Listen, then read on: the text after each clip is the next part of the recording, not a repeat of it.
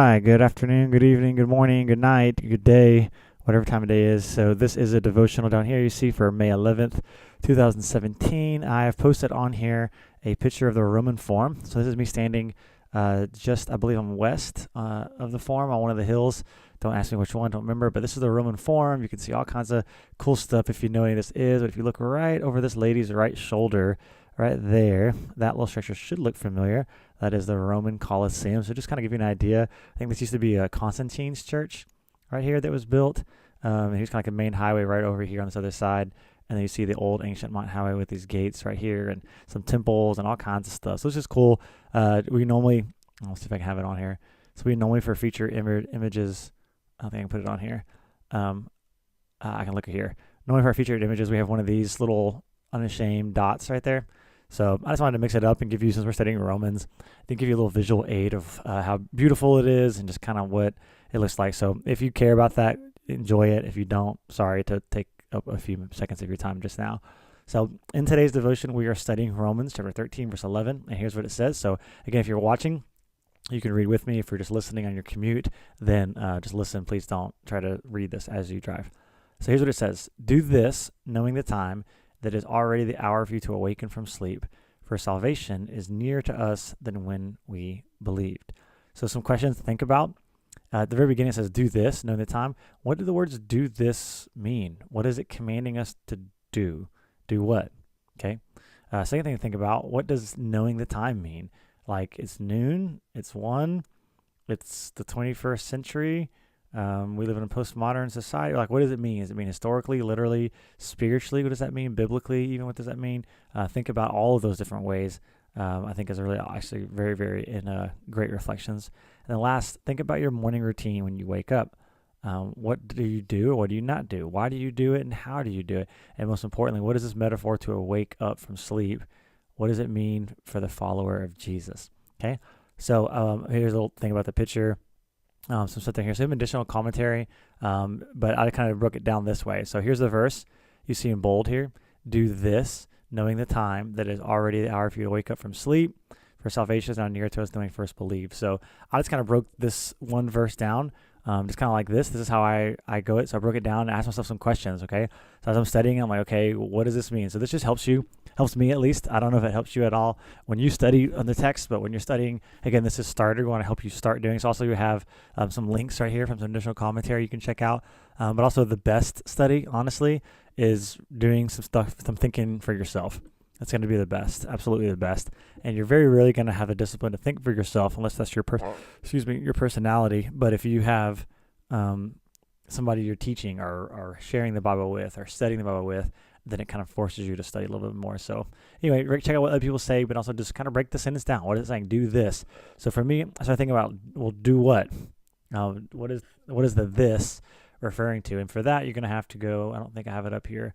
I got some old commentary stuff on here. Let me get it for you. Do this. Sorry. Hold on. Slow. All right. So right here, verse 11. Do this, knowing the time. Okay. So do this would be all of this stuff. So mainly right here is being subject to the governing authorities. And then mainly right here is love your neighbor as you love yourself. Complete the law. Love your neighbor completely. So now do this is referring to those two things, I think. Okay, you could argue that, but I think it's pretty self-explanatory. Do what? Do that. Love your neighbor. Be perfect. Submit yourself to authority and handle that perfectly. Okay, that's what he's saying to do.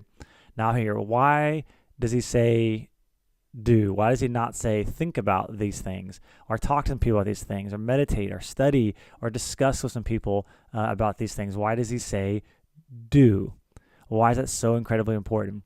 I think that's a very, very important question to ask because I think in our mindset, our culture, our day and age, our personality, at least my personality, maybe I'm self-projecting too much here, but we have a tendency to want to like to study and think, and because studying and thinking requires no sacrifice, except for the sacrifice of time a little bit, but you don't have to be around people to think or talk, for that matter, or study. You can discuss this with you and Jesus if you want to, or with the wall. People in Jerusalem talk to the wall all the time.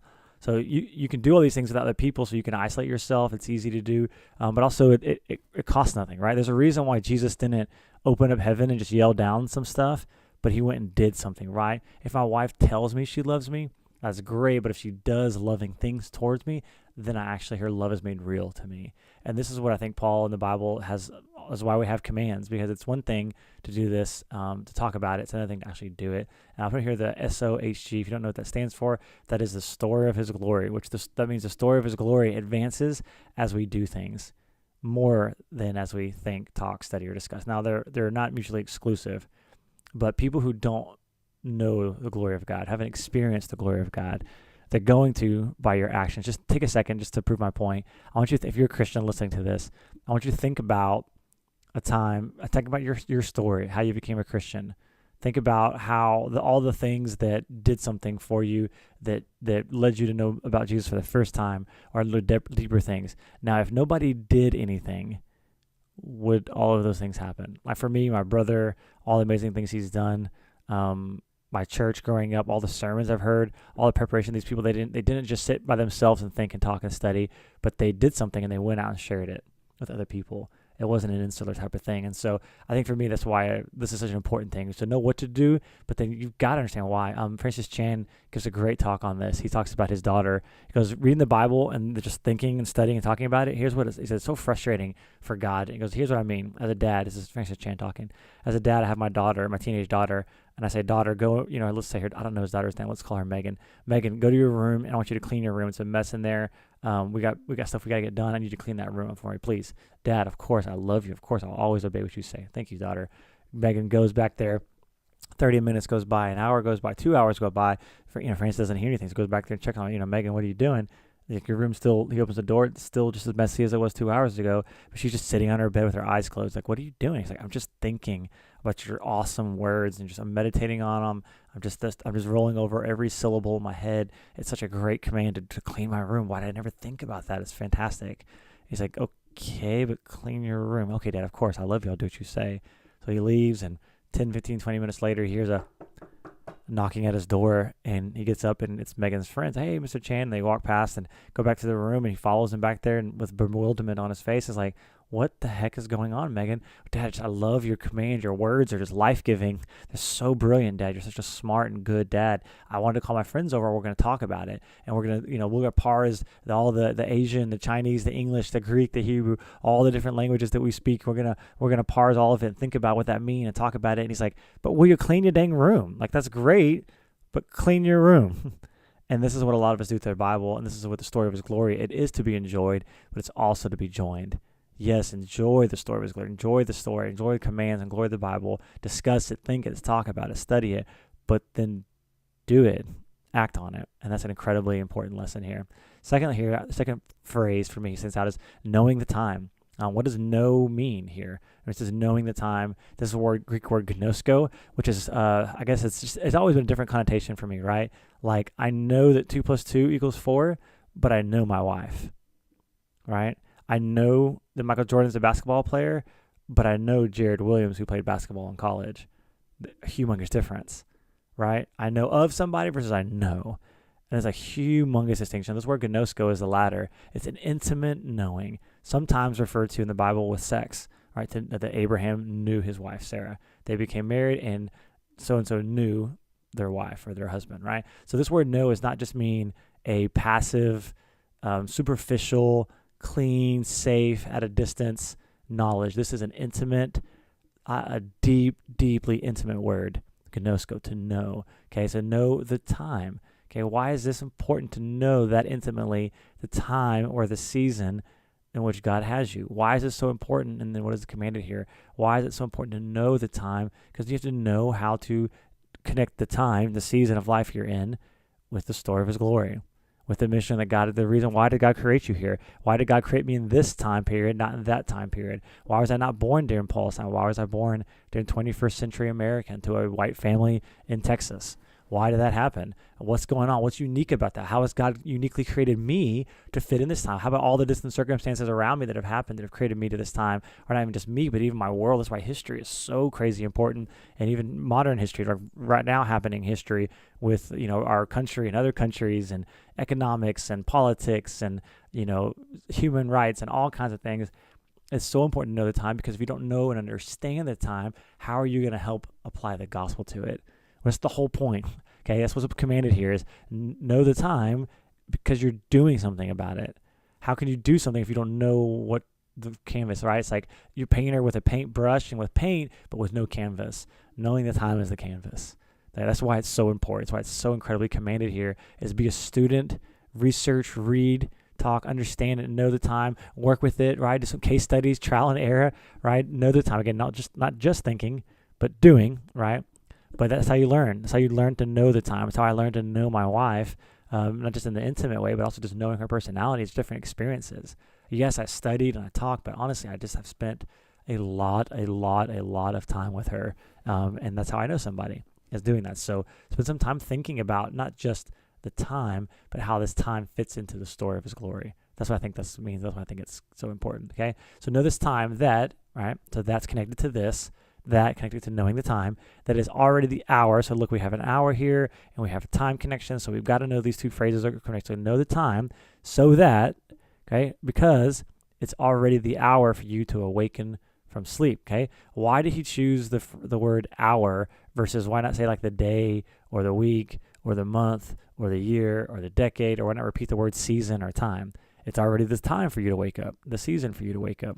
Why did He choose the word hour? To me, again, I don't know if they had words for minutes or seconds there, but all in the Bible you see hour, the third hour, the sixth hour. As far as I know, and I could be totally wrong here, hour is the lowest minute of time that I've ever heard. Maybe there's minutes, maybe there's seconds, but that's an English word. I don't know if that was in ancient Hebrew. I'm not sure. I could be wrong, but again, regardless of the fact, it's a lot quicker than all this other stuff. That it's the hour for you to wake up from your sleep. So if you're waking up at 7 o'clock, okay, yeah, it's 6:55. You're just fine, but now the hour has come. It's time to wake up. I think hours traditionally bells would, I think like medieval time, bells toll at the hour on the hour, so you know what time it is. I don't know if people are back in the day were as persnickety about seconds and minutes as we are. I'm not sure, but for me that stood out. Just saying, He didn't say that it's already the day, it's the week, it's the year, it's the season for you to awaken for sleep. But no, it's the hour. It's the very hour. That to me just conveys an immediate thing. I think that's why that means there. Okay. What does the from sleep metaphorically mean here, right? So time to wake up from sleep. What does sleep mean? Why does he use that? Okay. I think sleep can mean a lot. And this is really debatable because it's a metaphor. So what does Paul mean here? Okay. I think going from the time to awaken from this sleep, especially what he's about to say down here, does not mean wake up from sleep in the sense of not being a Christian. I don't think that's what that means metaphorically.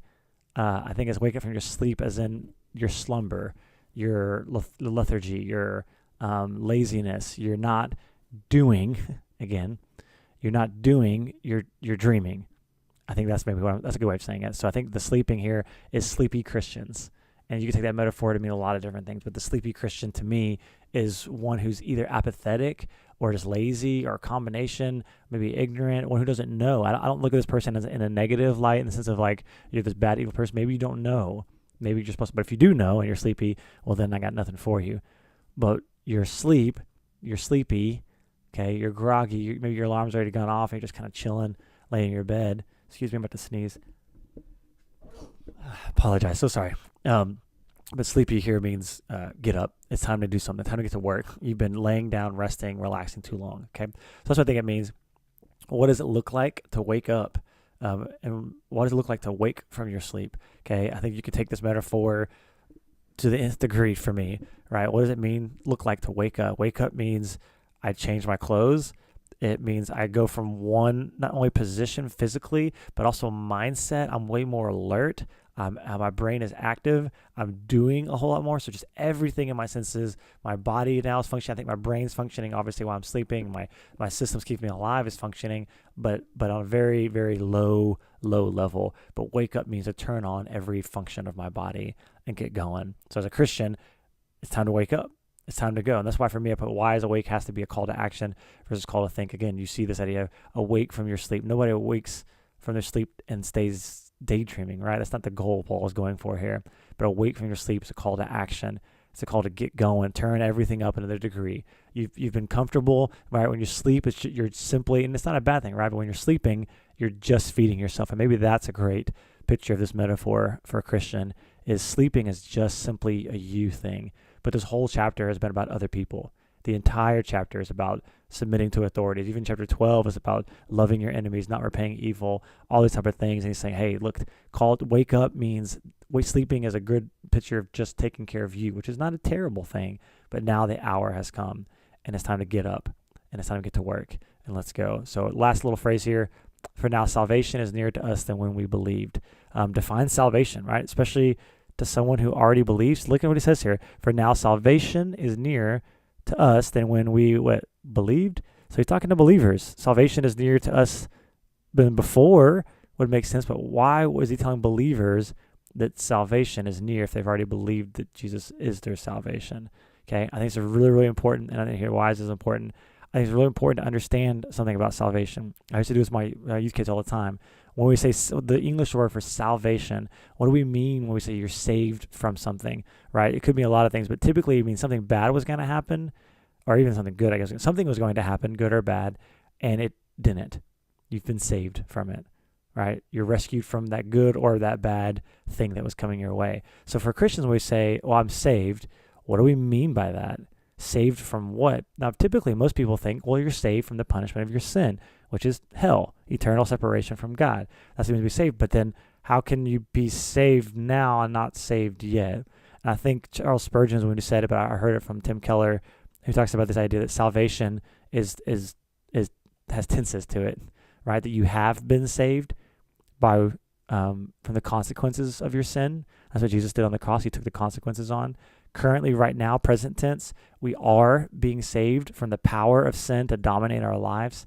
But then the future tense, we will be saved from the very presence of sin and what it's going to do. So I think that's really important to know that truth, to memorize that, please. So we're saved, past tense, from the penalty. We are being saved from the power, but we will be saved from the very presence eventually. So salvation is nearer to us than when we first believed. I think it means that. I think it also is important because I think what he's saying is, hey, when we first believed in God as children, it could be meaning, right? Or it could be meaning, he could be thinking, I think he's talking about biblically here. Wake up, because, salvation before has been prophesied through the fathers from the beginning of the Bible, but now that Jesus has come, man, now we're blowing and going. Now salvation is nearer, not here, but it's nearer to us than when we first believed it was going to be, right? Because we were kids before we knew Jesus. Because remember who Paul's talking to. We didn't know salvation. Now salvation has come in Jesus, and he's beginning saying now salvation is nearer to us than we first believed. I think it's really important. And I think it's why it's so important is because, again, this little 4 letters right here, the story of his glory is an ongoing story, and we're a part of it. And you have to realize as a Christian that it's not just for you, but it's for the world. And it's not just for now, but it's for all of eternity. And I think it's so important as Christians, as we read the text, as we understand what it means to be a Christian, it's so important that there's an urgency to what we're doing. Know the time. The hour has come to wake up. Wake up for what? To spread this salvation, to experience the salvation in deeper depths, to experience the salvation from the power, be saved from the very power of sin that's conquering and beating us up and struggling. We say, no, salvation is near to us now. We have the Holy Spirit living and abiding in us more than we first believed. Now we have the baptism of the Holy Spirit, and eventually we have Jesus coming again, and we're closer to that now than we ever were. So like right now, we are closer to salvation than we believed a year ago or a day ago, or than when Paul believed 2,000 years ago, right? So it's so important because the urgency is here for Paul. Do this. Wake up. Come on, wake up. It's time to get on mission. It's time to get going. We've got to know what we're here and what we're doing about. So what do we need to remember? And here, what's the appropriate reaction? I'll kind of separate these like this. What do we need to remember and what's the appropriate reaction? Here's the thing you've got to remember, I think, as we study this stuff. We've got to remember that we got to be careful to remember not to do this religiously. How does we got to remember the gospel. How do we do this from a gospel motivation? We got to remember Jesus. Remember that everything we've ever wanted in life, all the approval, all the comforts and pleasure of everything about life, Jesus has given to us. So now we're doing this as the appropriate reaction. So we've got to remember that we're not doing this to earn salvation. No, salvation is already near to us, right? Not always near for us to earn. No, we got to remember that we're not doing these things to earn a relationship with God, but because of a relationship with God. I hope that makes sense. So that's a huge point. Okay, you got to remember in doing all of these things I just got done talking about, they've got to be a reaction to a relationship, not to fulfill a requirement for a relationship. You got to remember that the essence of the gospel is that it's done, not that you need to do. I know that might sound contrary to this, right? But the essence of the gospel is that it's done. So now that it's done, all the things in life that I'm looking for, even in my religion, I'm looking for approval, a sense of self-worth, a sense of validation that I don't suck and I'm not terrible. All of my religious activity can so be used to make it into an idol and make ourselves feel the good, because we don't really believe, honestly, that everything Jesus did for us is finished and everything we need Jesus gives. So remember that as you're thinking about this. And then what's the appropriate reaction then? Not only just to do this, but to do this with joy, to do this out of a filled stomach. Because what happens if somebody else doesn't do this? What happens if somebody prevents me from doing this? Well, okay, I'm going to keep working it, because I don't need anything that I don't get from anybody, from anything that I don't get perfectly fulfilled in Christ. So as I remember that I'm doing this not out of obligation, but amazing joy, then appropriate reaction would be to do it out of an amazing sense of joy and awe. And if I can't react that way, then what am I remembering? What am I thinking about? What am I forgetting? Okay, if I can't properly do this with joy, with passion, sacrificially, if I can't appropriately do this, then I'm forgetting something. I need to go back and remember, okay, why can't I? What's prohibiting me? What's the stumbling block? Why am I letting something else control me and not Jesus? Because if Jesus is controlling me, well, then I can go to my cross with joy, like Hebrews says, for the joy set before him, he endured the cross. And for the joy set before us, we should do this. Amen. Hope you have a great day. Hope that does something for you. Be careful out there. Have a good one. Peace out.